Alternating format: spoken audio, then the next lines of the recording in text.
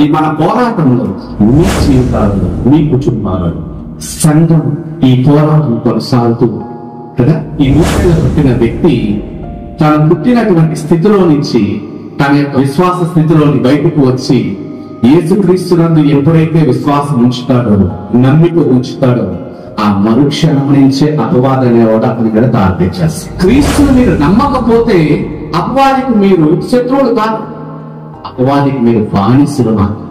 ఆ బానిసత్వంలో నుంచి విడుదల పొందుకొని యేసయ్య దగ్గరకు వచ్చి నమ్మిక వచ్చారు కాబట్టి వీడు నా తొడిలో నుంచి వెళ్ళిపోతున్నాడు, నా రాజ్యంలో నుంచి దేవుడి రాజ్యంలోకి వెళ్ళిపోతున్నాడు, వీడు ఎలాగైనా మనం తిరిగి మళ్ళీ వెనక్కి తీసుకురావాలని చెప్పి ఆ విశ్వాసం వెనకాల చేసేసి ఈ సమయంలో సరైనటువంటి వాక్య ప్రత్యక్షత మనలో లేకపోతే మనం సత్యం గ్రహించుకోలేము.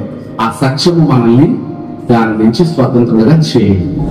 ఎప్పుడైతే ఈ చీకటి మనల్ని కమ్ముకుంటుందో కరెక్ట్ గా అలాంటి సమయంలో తీవ్రమైన పోరాటంలో ఇలాగా ఉపవాస ప్రార్థన కూటములు కండక్ట్